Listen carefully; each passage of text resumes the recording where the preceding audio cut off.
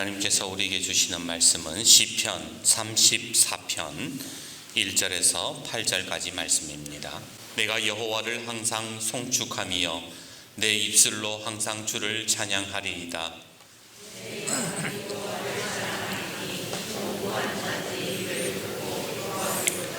나와 함께 여호와를 광대하시다 하며 함께 그의 이름을 높이세.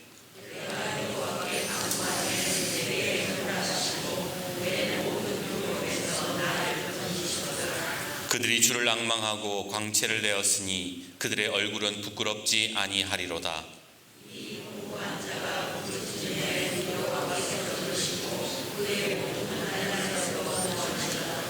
여호와의 천사가 주를 경외하는 자를 둘러 진치고 그들을 건지시는도다.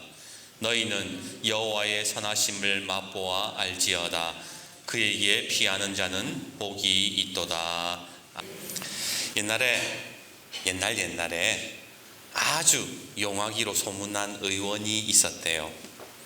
세상에 어떤 병도 그의 약만 먹으면 낫는다는 소문에 수많은 환자들이 몰렸고 또 그 의술을 배우고 싶어하는 사람들이 있었지요.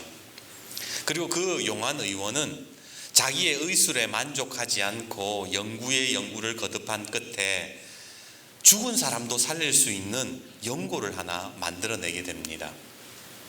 그렇게 용한 의원이 늙어 죽기 전에 자기가 가장 신뢰하는 제자에게 부탁을 한 가지 합니다. 얘야, 내가 죽거들랑 당황하지 말고 내 방에 있는 벽장 속을 열어다 보거라. 거기에 연고가 하나 있는데 내가 죽거들랑 어서 그것을 연고를 가져다가 발끝에서부터 머리끝까지 좀 발라다오. 그러면 내가 살아날 거야. 그랬다는 거예요. 그렇게 신신당부하고 의원은 숨을 거두게 되는데 그 이야기를 들은 제자가 때마침 연고를 가지고 와서 스승의 말대로 그 스승의 시신에 연고를 바르기 시작했습니다. 근데 이게 웬일입니까? 정말 연고를 바른 부위에 피가 돌기 시작하고 생기가 나는 거예요. 팔다리를 바르는데 막 다리가 막 진짜 살아나는 거예요. 순간 제자의 머릿속이 복잡해졌습니다. 가만히 있어보자. 스승님이 나를 제일 믿는다고 하면서도 지금까지 연고의 조제법을 나에게 가르쳐준 적은 없는데 다시 살아난다 해도 나한테는 가르쳐주지 않을지도 몰라. 차라리 이건 내가 쓰는 게 낫겠다. 그리고 제자는 더 이상 스승님의 시신에 연고를 바르지 않고 스승의 몸은 싸늘하게 식어버렸습니다. 이제 세월이 흘러서 제자도 나이가 들어서 죽게 되었지요. 이번에는 자기 제자에게 유언을 안 남기고 아들에게 유언을 남깁니다. 얘야, 내가 죽거들랑 상심하지 말고 내가 너에게 남겨두었던 연고를 내 몸에 골고루 발라다오. 그러면 내가 다시 살아날 거야. 그렇게 제자가 숨을 거두고 아들이 연고를 바르기 시작했습니다. 몸이 따뜻해지고 피가 돌기 시작하는 것이 보였지요. 그런데 그 제자도 결국 살아나지 못했습니다. 이유는 아들이 안 발라준 게 아니라 연고가 모자랐던 거예요. 애초에 스승이 죽기 전에 혹시라도 다른 사람이 있을까 봐 딱 1인분만 만들었던 거예요. 만약 제자가 스승을 그때 살렸다면 어떤 일이 있었을까요? 그리고 스승이 그 약을 많이 만들어서 아예 애초에 많은 사람이 쓸 수 있게 되었다면 그 제자에게 또 비법을 알려주었다면 어떤 일이 있었을까요? 결국 스승이나 제자 둘 다 서로를 믿지 못해서 그런 사단이 난 것이지요. 우리는 오늘 본문을 통해서 참 인간은 믿을 수 없는 존재다라는 사실을 실감하게 됩니다. 먼저 본문 위에, 오늘 말씀의 본문 위에 30편 34편의 제목을 한번 보십시오. 뭐라고 되어 있습니까? 다윗이 아비멜렉 앞에서 미친 채 하다 쫓겨나서 지은 시. 아니 대체 다윗은 왜 미친 채를 했고 미친 척을 했고 또 아비멜렉은 도대체 누구일까요? 우선 아비멜렉은 블레셋 왕을 지칭하는 말입니다. 당시 블레셋의 왕 이름이 아기스인데 아기스라고 부르지 않고 아비멜렉이라고 불렀다라는 거예요. 쉽게 말해서 왜 북한에 북한 주민들이 김정은이라고 안 부르고 뭐라 그래요? 우리 최고의 존엄 뭐 이렇게 부르는 것처럼 이 블레셋 사람들도 아기스라고 부르는 게 아니라 아비멜렉 우리의 최고의 존엄 뭐 이런 식으로 불렀다라는 겁니다. 그런데 이상하지요. 지금 다윗은 이스라엘 사람이에요. 근데 왜 블레셋 왕 앞에 있는가? 왜 블레셋 왕 앞에서 미친 척을 했는가? 혹시 납치를 당했습니까? 아닙니다. 제 발로 넘어갔어요. 아니면 사신의 자격으로 이스라엘에 갔습니까? 그것도 아닙니다. 그렇다면 다윗이 무슨 사연이 있었기에 미친 척을 하게 된 것일까요? 사실 다윗은요, 얼마 전까지만 해도 이스라엘에서 가장 사랑받는 사람이었습니다. 왜냐하면 거인 골리앗을 죽이고 블레셋 소나기에서 이스라엘을 구해낸 국민 영웅이었기 때문입니다. 하지만 그 국민 영웅이 하루의 아침에 국민 역적이 되고 말았어요. 왜냐하면 이스라엘 왕 사울이 그를 시기하고 미워했기 때문이죠. 이스라엘 왕이요, 다윗을 미워하는 순간 모든 사람들이 그에게서 등을 돌리기 시작했습니다. 가까운 지인들이 배신하기 시작했고 그를 칭송하던 자들이 칼을 들고 죽이려고 혈안이 되었습니다. 심지어 그의 가족들조차 돕지 않고 전부 다 입을 닫고 침묵을 하는 그런 상황이었습니다. 그러니까 다윗의 입장에서는 어때요? 세상에 믿을 사람이 없었던 거예요. 어저께까지만 해도 죽고 못 산다, 다윗은 우리나라의 국민 영웅이다, 막 사랑한다고 난리를 지기던 사람들이 하루아침에 저거 때려 죽여야 된다, 저거 역적이다 손가락질하니까 어떻겠습니까? 이스라엘에 있어도 죽은 목숨이고 블레셋에 가도 어차피 죽은 목숨은 매한가지입니다. 차라리 자기 얼굴을 잘 모르는 블레셋에 가는 것이 낫다라고 판단을 했던 거예요. 그래서 다윗이 블레셋으로 넘어갔을 때에, 그리고 블레셋 왕을 만났을 때에 신하들이요 또 다윗을 알아보는 사람이 있었어요. 저거 다윗이다. 저거 내가 봤는데, 지난번에 전쟁에서 봤는데 저거 다윗이다. 그랬던 거예요. 당시 상황을 사무엘상 21장 11절에서 15절은 이렇게 말씀하고 있습니다. 아기스의 신하들이, 블레셋 왕이죠, 아기스의 신하들이 아기스에게 말하되 이는 그의 땅 왕 다윗이 아니니이까.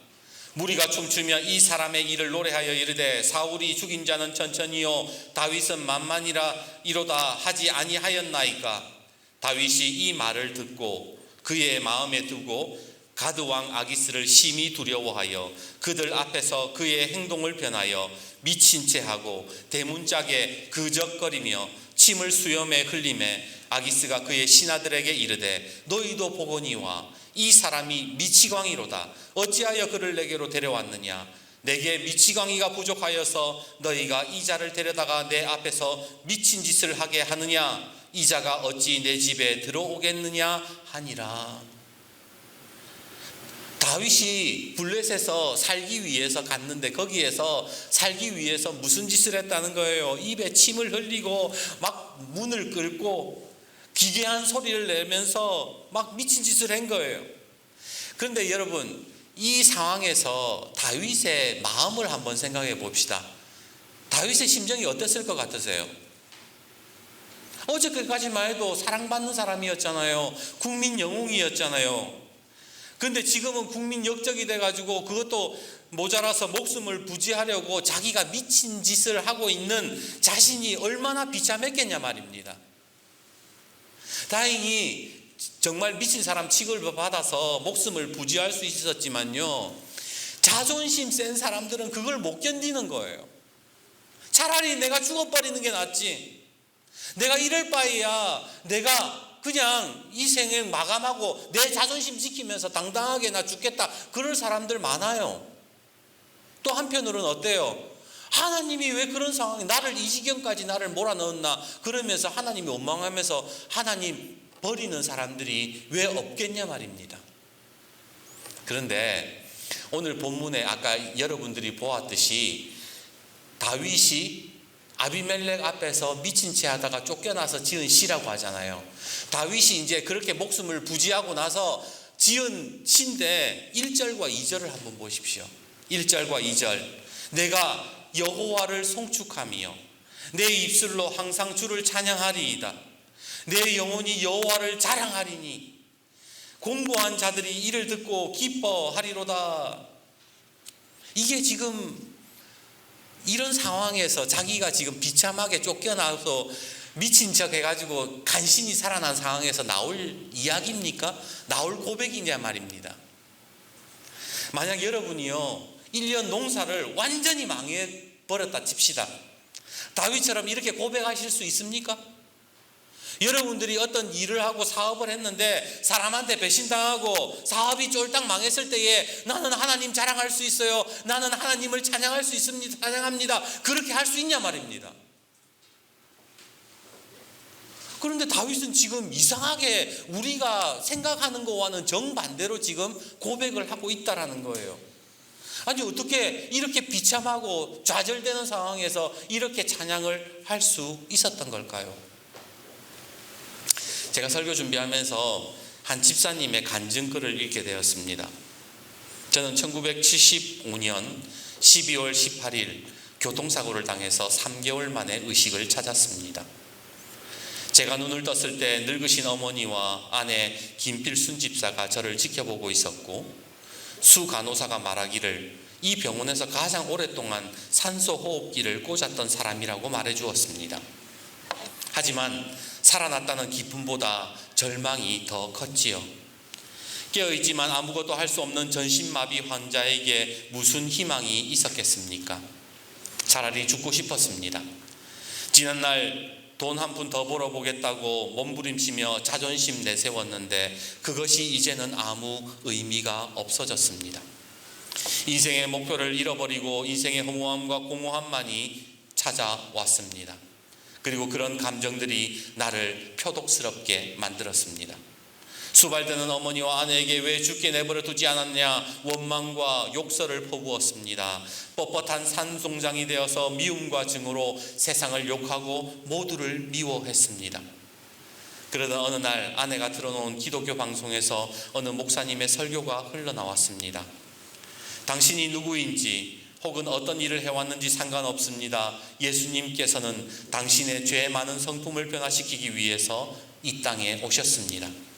예수님은 바로 당신의 해답이며 그분만이 당신 스스로가 만들어 놓은 혼란을 바로 잡으실 수 있습니다. 목사님이 그 설교를 들으면서 그때 처음으로 진심을 다해 기도했습니다. 예수님 용서해 주십시오. 나의 혼란을 잠재워 주십시오. 예수님만이 나의 문제를 해결해 주실 수 있습니다. 그 순간 제 속에 세미한 음성이 들려왔습니다. 미움의 찌꺼기와 뿌리조차도 모두 제거해버리고 너는 용서해라. 세상을 향한 분노, 하루에도 수십 번 저주하며 죽으라 미워했던 사람들, 나와 가족을 향한 원망을 내려놓고 용서하겠다 하나님 앞에 서약을 했습니다. 그러자 제 마음속에서 말 못할 기쁨으로 충만해지며 모든 원한이 예수님의 피땀에 씻겨져 치유되는 희열을 맛보았습니다.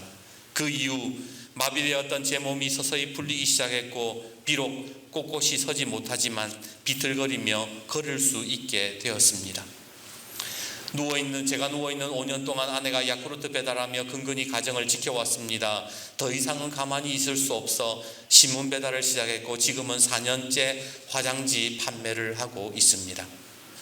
아침부터 저녁 7시까지 온 서울 시내를 흔들거리고 떨리는 몸과 다리로 걸어서 2, 3층 상가 계단을 오르내리면 숨이 차고 힘들지만 저는 항상 기쁨에 넘치는 생활을 하고 있습니다. 어떤 때에는 화장지 꾸러미를 양손과 어깨에 감고 흔들거리며 두세 시간을 헤매어도 하나도 팔리지 않을 때 낙심이 되기도 합니다. 그러나 이럴 때마다 예수님의 이름을 입으로 시인하여 능력을 얻습니다. 예수님이라는 이름만 불러도 기도가 되고 예수님이 나의 모든 슬픔과 고통을 아신다고 하시는 그 목사님의 설교가 생각나서 요즘은 할렐루야 예수 그리스도를 마음속으로 외치며 교회 전도지와 함께 화장지를 팔러 다니고 있습니다. 제가 이 간증글을 읽는데 조금 아쉬웠어요. 솔직히 간증글을 읽으면서 뭔가 좀 아쉬웠어요. 왜냐하면 하나님을 경험하고 전신마비가 치유되고 멀쩡한 모습으로 막 재기하고 막 성공하는 거, 그런 거 바라잖아요, 우리는. 근데 여전히 비틀거리는 육신과 궁핍한 화장지 팔러 다닌다는 그 이야기를 한다는 말에 실망이 됐던 거예요. 그래서 속으로 생각했어요. 이거는 설교 자료로 쓸 수는 없겠다. 그런데 성령님께서 저에게 그런 마음을 주세요. 너는 이 간증하신 분이 배수관 집사님이거든요. 너는 배수관 집사와 같은 감동을 가지고 살아가느냐?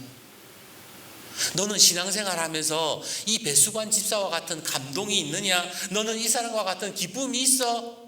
성령님께서 저에게 물어보시는 거예요. 우리는요, 뭔가 대단한 기적이 일어나야 그게 간증거리가 되고 그게 기쁨이 된다라고 이야기합니다. 하나님을 경험한다는 것이 뭔가 극적인 반전이 있어야 된다, 그렇게 믿잖아요. 그런데 그거 아세요? 다윗의 인생을 보면요, 단 한 번도 기적이 일어난 적이 없다라는 거예요. 다윗은 극단적인 기적을 체험한 사람이 아닙니다. 다윗의 인생을 보면 바닥에서 바다가 갈라지고 땅에서 물이 나고 그러지 않아요. 전쟁을 할 때에 삼손과 같은 힘이 생겼던 적이 없습니다. 여호수아 때처럼 해가 두세 시간 길어진 것도 아니에요. 다윗만큼 하나님을 사랑하고 찬양한 사람이 어디 있습니까? 그럼에도 그 인생에 기적이 한 번도 일어나지 않았다라는 거예요. 말씀을 묵상하면서 생각했습니다. 아니, 이렇게 하나님 사랑하고 이렇게 하나님 찬양하는 사람이 왜 인생에 기적이 없었을까? 이유는 간단합니다. 기적이 없어도 하나님을 신뢰할 수 있는 사람이기 때문에 그런 거예요. 기적이 일어나지 않아도 하나님을 찬양하고 하나님 한 분만으로도 충분한 사람이니까 기적이 일어나지 않아도 됐던 거예요. 여러분, 어떤 믿음이 진짜 믿음인 줄 아세요? 어떤 믿음이 하나님이 진짜 귀하게 여기는 믿음인 줄 아세요? 요한복음 20장 29절에 예수님이 뭐라 그러세요? 예수께서 이르시되 너는 나를 본고로 믿느냐? 보지 못하고 믿는 자들은 복되도다 하시니라. 기적이 일어나야 너 꼭 믿느냐? 기적이 일어나지 않고도 하나님 신뢰하는 믿음이 더 큰 믿음이다, 더 귀한 믿음이다, 예수님 그렇게 말씀해 주시잖아요. 다윗은요, 그 인생에 더 귀한 믿음을 가졌던 거예요. 지금 내가 미친 채 하고 내가 쫓겨나고 내가 완전히 비참한 상황에 몰린다 하더라도 나는 하나님을 신뢰한다라고 고백하는 거예요. 그게 믿음이지요. 그게 진짜 대단한 믿음인 거예요. 오늘 본문 3절에서 5절 말씀을 한번 보십시오. 나와 함께 여호와를 광대하시다 하며 함께 그의 이름을 높이세. 내가 여호와께 간구하며 내게 응답하시고 내 모든 두려움에서 나를 건지셨도다. 그들이 주를 앙망하고 광채를 내었으니 그들의 얼굴은 부끄럽지 아니하리로다. 지금 다윗의 상황이 가장 비참한 상황이잖아요. 이스라엘에서는 역적이고 블레셋에서는 어디 갈 데도 없어요. 하나님이 응답하시지도 않습니다. 하나님이 정말 살아계신가 의심도 들어요. 그럼에도 하나님의 이름을 높이겠다 그래요. 그 이유가 뭔가? 그 답이 바로 8절에 나와 있습니다. 우리 8절 말씀 같이 한번 읽어봅시다. 8절입니다. 시작. 너희는 여호와의 선하심을 맛보아 알지어다. 그에게 피하는 자는 복이 있도다. 아멘. 다윗이요, 지금 어떻게 이런 상황 속에서도 하나님을 찬양할 수 있었던가? 그 이유는요, 하나님의 선하심을 맛보아 알았던 사람이기 때문이라는 거예요. 왜 그런 말 있잖아요. 고기도 먹어본 사람이 먹을 줄 안다고. 신앙생활도 마찬가지. 신앙생활도 마찬가지.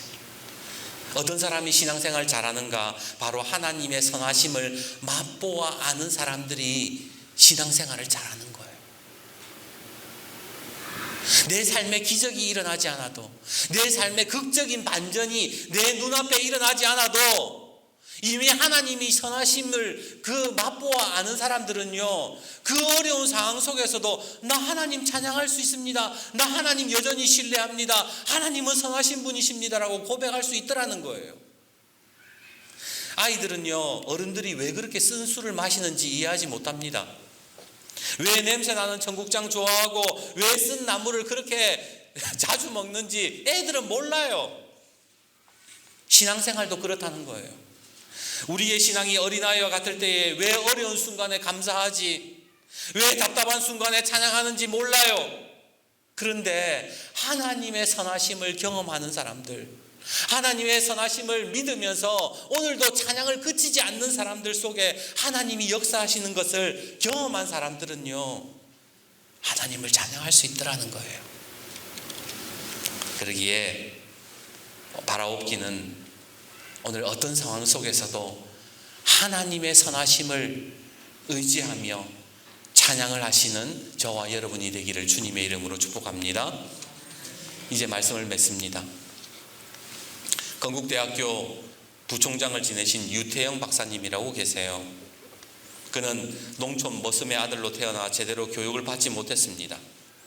그나마 형제 중에 제일 똑똑하다고 유태영 박사님만 초등학교를 졸업했어요. 그렇게 어린 시절 교회를 다니면서 하나님을 알게 되었고, 박사님은 늘 단순하게 기도했대요. 뭐라고 기도했느냐? 하나님 공부하고 싶어요. 하나님 공부 좀 시켜주세요. 그렇게 기도하다가 애면 그만둘 법도 하잖아요. 기도 좀 하다가 안 되면 공부도 안 되고, 어차피 초등학교 졸업하고 하나님 공부도 안 시켜주는데 때려치울 수도 있잖아요, 기도. 그런데 이 박사님은 초등학교 졸업하고 서울로 올라와서 구두 닦기를 하면서도 계속 똑같은 기도를 했대요. 하나님 계속 공부하게 하옵소서. 하나님 공부 좀 시켜주세요. 이 구두 닦기하고 공부 아무도 안 시켜주는데 그걸 포기하지 않았던 거예요. 그렇게 기도할 수 있었던 이유가 있었대요. 그것은 기도하는 순간만큼은 구두 닦기의 현실이 아니라 하늘에 계신 하나님 아버지가 자기를 붙들어 주시고 꼭 그 기도를 응답하실 거라는 믿음이 자기에게 자꾸 일어났기 때문에 기도했다라는 거예요. 그러던 하루는 자기도 모르게 하나님 유학 보내주세요, 그렇게 기도가 나오더래요. 황당하지요. 지금 초등학교 졸업밖에 못했는데 무슨 유학까지. 그 당시에 구두 닦기 청년이 유학 간다는 거 상상이나 할 수 있었겠습니까? 그런데도 유학을 갈 수 있겠다는 그런 마음이 생기더라는 거예요. 그리고 무슨 생각이 났는지 그때 당시에 낙농업 국가로 유명했던 덴마크에 유학을 가겠다는 결심을 하게 되고 도움을 요청하는데, 누구에게 부탁을 할까? 덴마크에서 제일 높은 사람에게 한번 부탁해보자. 그래서 덴마크의 제일 높은 사람이 누군지 알아보니까 덴마크 국왕이었다는 거예요. 그래서 덴마크 국왕에게 편지를 씁니다. 국왕폐하, 저는 한국에 있는 유태영이라고 합니다. 한국 농촌이 어렵습니다. 저는 덴마크에서 공부해서 한국 농촌을 위해 일하고 싶은데 저에게 공부를 좀 시켜주십시오. 주소도 몰랐어요. 그냥 편지에다가 받는 사람 덴마크 국왕 이렇게 쓰고 보낸 거예요. 근데 그 신기하게도 그 편지가 우편 배달부가 또 덴마크 국왕한테 그걸 또 갖다 줬대. 그리고 한 달 만에 답장을 받게 됐답니다. 당신이 원하는 기간, 원하는 장소, 원하는 분야에서 공부할 수 있도록 지원하겠습니다. 그렇게 1968년 7월 33세의 나이에 덴마크 정부의 지원으로 유학길에 올라 공부하게 되었고, 다시 한국에 귀국해서 박정희 대통령을 도와 새마을 운동을 일으킨 지대한 공헌을 하게 된 분이 바로 유태영 박사님이십니다. 정말 말도 안 되는 일들이 일어났죠. 누구 생각해 보세요. 누가 농촌 머슴 아들 구두 닦기 그 사람이 대학교 부총장까지 될 거라고 누가 상상을 했겠습니까? 대부분의 사람들은요, 절망의 상황에서 인생을 포기할 때가 많습니다. 하지만 그런 상황 가운데서도 하나님의 선하심을 인정하는 사람, 그 속에서도 하나님을 높일 수 있는 사람, 하나님께 기도할 수 있는 사람은요, 하나님께서 그를 붙들어 주시더라는 거예요. 제가 말씀드리고 싶은 것은 이 사람이 이렇게 대단한 사람이다, 그걸 이야기하고 싶은 게 아니에요. 다윗이 정말 대단한 사람이에요. 유태영 박사 대단한 사람이에요. 이 얘기를 하고 싶은 게 아니라 어떤 순간에서도, 어떠한 상황 속에서도 하나님의 선하심을 믿고 찬양을 멈추지 않는 사람들이 있더라는 거예요. 기도를 멈추지 않는 사람들이 있더라는 거예요. 그 사람이 하나님이 귀하게 여기신다는 거예요. 그래서 오늘 우리의 삶에 돌아보면 다 지금 난리 났다 그러잖아요.